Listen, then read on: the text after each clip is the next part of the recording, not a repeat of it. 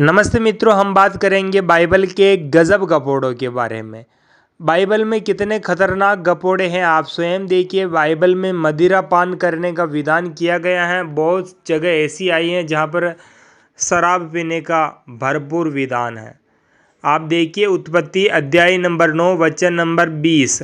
और नूह किसानी करने लगा और उसने दाख की बारी लगाई। 21वां वचन। और वह दाख मधु पीकर मतवाला हुआ और अपने तंबू के भीतर नंगा हो गया। नशे में धुत रहकर इन्हें कुछ सूझता नहीं है, ये अपने कपड़े वपड़े उतार करके नंगे हो जाते हैं, ऐसा इनका नशा चढ़ता है। 2 शमूएल अध्याय नंबर 13 वचन नंबर 28। और अब शालोम ने अपने सेवकों को आज्ञा दी कि सावधान रहो, और जब अमनोन दाख मधु पीकर नशे में आ जाए और मैं तुझसे कहूँ अमनोन को मार डालना, क्या इस आज्ञा का देने वाला मैं नहीं हूँ? हियाव बांधकर पुरुषार्थ करना। व्यवस्था विवरण अध्याय नंबर 14 वचन नंबर 26। और वहाँ गाय बैल व भेड़ बकरी व दाख मधु व मदिरा व किसी भांति की वस्तु क्यों न हो, जो तेरा जी चाहे उसे उसी रुपये से मोल लेकर अपने घराने समेत अपने परमेश्वर यहोवा के सामने खाकर आनंद करना। वाह गपोड़ी लालो वाह, आपने तो गजब गपोड़े मारे हैं। आप तो दाग मधु यानी कि नशे से द्युत होकर कभी नंगे हो जाते हैं और कभी लूत अपनी बेटियों के साथ कुकर्म कर देता है। ये है आपका दाग मधु। आप कहोगे नहीं, ये तो अंगूर का रस है, इससे नशा वसा नहीं चढ़ता।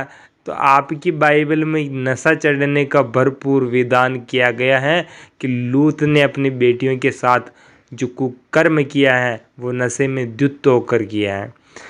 मरकुस अध्याय नंबर 14 वचन नंबर 25।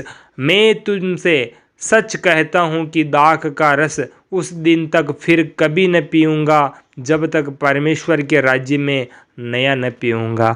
यानी कि इससे सिद्ध होता है कि इनके परमेश्वर के राज्य में यानी हेवंस में दाख मधु मिलता है, यानी कि वहाँ पर शराब की भरपूर मदिरा की भरपूर व्यवस्था है। लूका अध्याय नंबर 22 वचन नंबर 18। क्योंकि मैं तुमसे कहता हूँ कि जब तक परमेश्वर का राज्य न आए तब तक मैं दाख रस अब से कभी न पीऊँगा। मत्ती अध्याय नंबर 26 वचन नंबर 29। मैं तुमसे कहता हूँ कि दाख का यह रस उस दिन तक कभी न पीऊँगा जब तक तुम्हारे साथ अपने पिता के राज्य में नया न पीऊँ। यानी कि बाइबल यानी कि परमेश्वर का राज्य है, उसमें दाख मधु की व्यवस्था है, इसीलिए वो नए दाख मधु की बात करता है, यानी कि मदिरा की बात करता है। यशायाह है अध्याय नंबर 25 वचन नंबर 6। सेनाओं का यहोवा इसी पर्वत पर सब देशों के लोगों के लिए ऐसी जेवनार करेगा जिसमें भांति भांति का चिकना भोजन, नितरा हुआ दाख मधु, उत्तम से उत्तम चिकना भोजन और बहुत ही नितरा हुआ दाग मधु होगा। ये है बाइबल और मदिरा पान। आप स्वयं देखिए और अधिक से अधिक लोगों को शेयर कीजिए। आपका अपना YouTube चैनल है। धन्यवाद।